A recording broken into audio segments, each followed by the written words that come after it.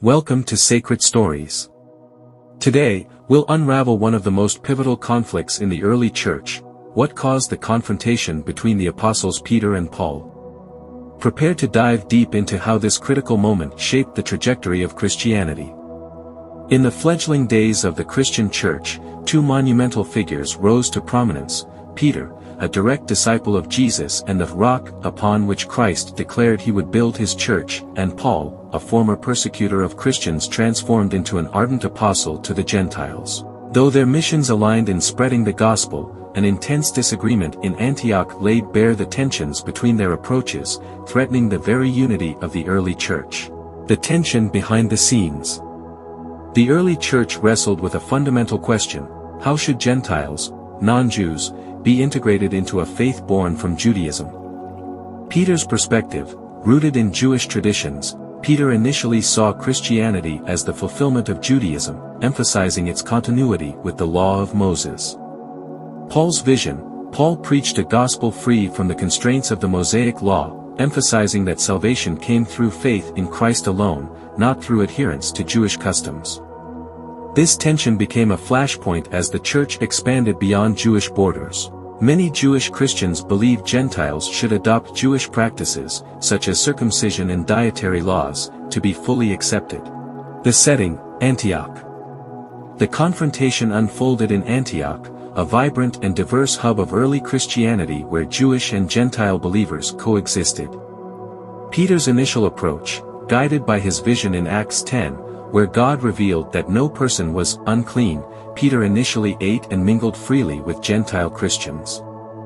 This act symbolized the breaking of cultural and religious barriers. The arrival of men from James, when certain Jewish Christians, sent by James from Jerusalem, arrived in Antioch, Peter withdrew from the Gentiles, fearing criticism or conflict with these more conservative Jewish believers. This sudden shift in Peter's behavior sent a contradictory message: were Gentiles truly accepted, or did they need to conform to Jewish customs to belong? The confrontation. Paul, unwavering in his conviction, confronted Peter publicly. In Galatians 2 verses 11 to 14, Paul recounts the incident: when Cephas, Peter, came to Antioch, I opposed him to his face, because he stood condemned. For before certain men came from James, he used to eat with the Gentiles. But when they arrived, he began to draw back and separate himself, because he was afraid of those who belonged to the circumcision group. Paul's accusations were bold: hypocrisy. Peter's actions contradicted his own beliefs and previous behavior. Distortion of the gospel. By withdrawing from Gentiles, Peter implicitly suggested that faith in Christ alone was insufficient. Paul asked a piercing question: if you, being a Jew, live like the Gentiles and not like the Jews, how can you compel Gentiles to live like Jews? Paul's bold defense of the gospel. Paul's confrontation with Peter was not merely a clash of personalities but a defense of the gospel's purity and universal message. Paul's focus was on the heart of the Christian faith: salvation by grace through faith alone. The core of Paul's argument: Paul understood that Peter's actions were sending a dangerous message. By withdrawing from the Gentiles, Peter was implying that their faith in Christ was insufficient unless they also adhered to Jewish customs like circumcision and dietary laws. Guarding the freedom in Christ, Paul was adamant that the gospel was not bound by cultural or religious traditions. In Galatians 5 verse 1, Paul wrote, "It is for freedom that Christ has set us free. Stand firm, then, and do not let yourselves be burdened again by a yoke of slavery." A public rebuke for a public issue. Paul chose to confront Peter publicly because Peter's actions had public implications. If left unchallenged, Peter's behavior could lead the church down a path where the gospel's message would be diluted. This moment in Antioch was pivotal. It wasn't just about Peter and Paul, it was about ensuring that Christianity remained inclusive and true to the teachings of Jesus. Peter's dilemma: fear or strategy? Peter's withdrawal from the Gentiles can be interpreted in two ways: fear or a calculated attempt to maintain unity. Understanding his actions requires looking at the context and challenges he faced. Fear of criticism. Peter's behavior may have stemmed from a fear of backlash from the circumcision group, Jewish Christians who insisted on strict adherence to Jewish customs. These individuals held significant influence, especially among Jewish believers in Jerusalem. Peter's history of impulsive actions, such as denying Jesus out of fear, Luke 22 verses 54 to 62, suggests that he may have been acting out of self-preservation rather than conviction. A strategy to avoid division. On the other hand, Peter might have hoped to avoid a deeper division in the church. By distancing himself from the Gentiles, he could have been trying to appease the Jewish Christians temporarily, believing this would prevent a larger conflict. While well-intentioned, this approach undermined the principle of equality in Christ, where there is neither Jew nor Gentile, Galatians 3 verse 28. Peter's actions reveal the tension between leading with conviction and managing the expectations of a divided community. The role of James and the Jerusalem church. Although James, the leader of the Jerusalem church, did not directly cause the confrontation, his influence played a significant role in the dynamics of Antioch. The men from James, when the representatives from James arrived in Antioch, they brought with them the perspective of the Jewish Christian community in Jerusalem. While James himself supported the inclusion of Gentiles, as seen in Acts 15, his emissaries were more conservative and likely pressured Peter to conform to Jewish customs. The Jerusalem Council's later resolution, the tension in Antioch, set the stage for the Jerusalem Council, Acts 15, where the leaders of the church formally addressed the issue of Gentile inclusion. The council affirmed that Gentiles were not required to follow the Mosaic law to be saved, declaring that salvation was through grace alone.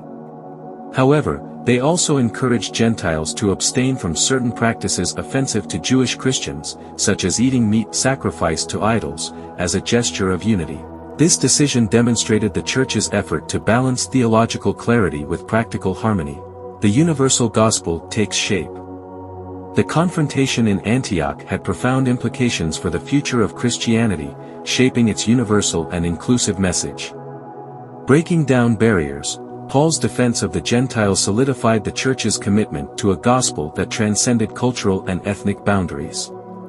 No longer was Christianity confined to Jewish customs, it became a faith for all nations, fulfilling Jesus' command in Matthew 28 verse 19 to make disciples of all nations. A faith based on grace. The incident emphasized that salvation was not about what believers did but about what Christ had already done.